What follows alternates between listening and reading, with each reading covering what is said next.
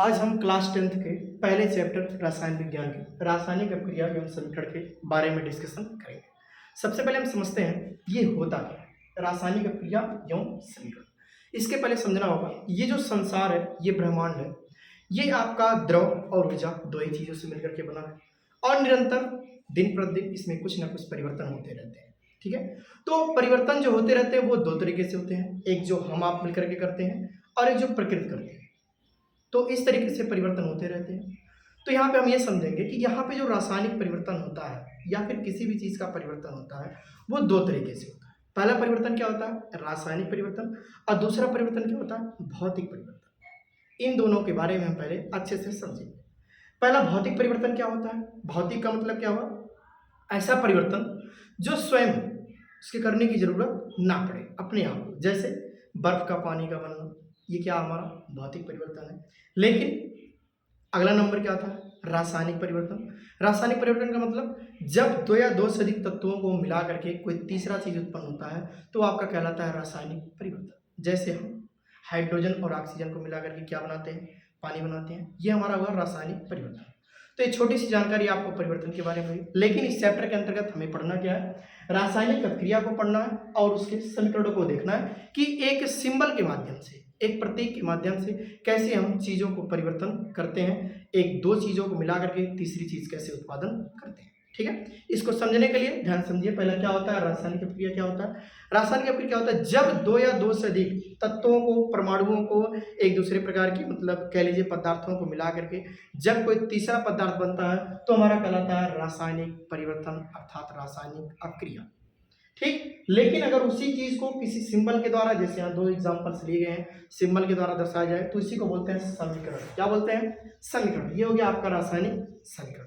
तो इस चैप्टर के अंतर्गत हमें ढेर सारे रासायनिक अपक्रियाओं के बारे में पढ़ना, एक एक करके हम सभी के बारे में डिस्कशन करेंगे। एक बात ध्यान रखिए, हमें आराम से पढ़ना है, किसी चीज से भागना नहीं है कि जल्दबाजी में चैप्टर खत्म हो जाए, अगर ऐसा कुछ भी नहीं करना। हमें आराम से सारी चीज़ों को पढ़ना है। हम एक एक के बारे में पढ़ेंगे। यहाँ ढेर सारी अपक्रिया होती हैं। अभी मैं आपको दो अपक्रिया के बारे में डिस्कशन करूंगा। पहला आपका योगात्मक अथवा संयोजन अथवा संकलन अपक्रिया, यानी रिएक्शन एक है, अपक्रिया एक है, लेकिन इसको तीन नामों से जाना जाता है: योगात्मक, संयोजन अथवा संकलन अपक्रिया। ठीक है, योगात्मक अथवा संयोजन। देखो, योग का मतलब क्या होता है? जुड़ना। क्या होता है? जुड़ना। नाम से क्लियर है कि यहाँ पे दो या दो से अधिक पदार्थ या फिर तत्व आपस में क्या होंगे? जुड़ेंगे। जुड़ने के बाद एक कोई तीसरा बनाएंगे, उन्हीं को क्या बोलेंगे हम? योगात्मक अथवा संयोजन अथवा संकलन अपक्रिया।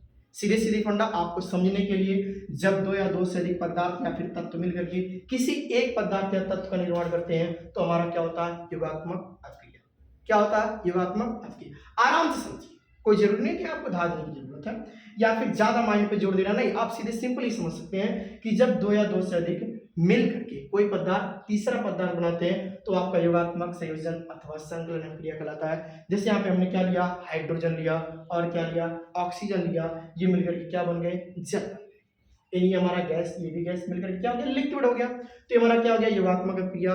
अच्छा, अगला नंबर आता है वियोजन। वियोजन का मतलब बिखरना, यानी टूटना। सेम इसका उल्टा, जब कोई एक पदार्थ होगा उसमें जब उष्मा दी जाएगी या फिर उसका संगठन किया जाएगा तो ये टूट जाएगा। दो या दो से अधिक में, जैसे यहाँ CaCO3 है, ये जब टूटा तो CaO और CO2 बन। ये आपका रासायनिक अपक्रिया होगा, यानी जब दो या दो से अधिक लोग टूटने पर या फिर जुड़ने पे जो तीसरा तत्व बनता है वो आपका कहलाता है रासायनिक अपक्रिया। देखिए, सारी चीजों को आराम से पढ़ने का कोशिश करिए, कोई जल्दबाजी करने की जरूरत नहीं। आप देखे होंगे कि हमेशा आप लाइफ टाइम में, अपनी जिंदगी में आप हमेशा घंटे वाली सुई बनने का कोशिश करिए, ना कि सेकंड वाला सुई बनने की कोशिश करिए। सेकंड वाला सुई होता है जो सफलता प्राप्त करने के लिए 60 कदम चलता है, तब वो जाकर के मिनट में चेंज होता है। लेकिन जो घंटे वाली सुई होती है, नहीं, उसको आराम से धीमी गति से चाल चलता है, लेकिन वो एक ही कदम चल करके अपनी सफलता को प्राप्त करता है। इसलिए हमेशा घंटे वाली सुई बनने की कोशिश करिए, ना कि सेकंड वाली सुई कोशिश बनने के लिए। इसीलिए हम आपको कह रहे हैं इन सारी अपक्रियाओं को आराम से धीरे धीरे करके पढ़ेंगे। आज हमने दो अपक्रिया के बारे में पढ़ा, पहला योगात्मक अथवा संयोजन, दूसरा वियोजन अथवा अपघटन। सीधी सिंपल कि योगात्मक का मतलब क्या होता है? जुड़ना। जब दो रासायनिक अपक्रिया आपस में जुड़ती हैं तो आपका योगात्मक होगा और मिलकर के कोई एक बनाएंगे। वियोजन का क्या मतलब हुआ, जब कोई एक रहेगा वो आपस में टूटेगा, बिखरेगा और कई बनाएंगे, इसीलिए वो क्या कहलाते हैं, वियोजन तथा अपघटन।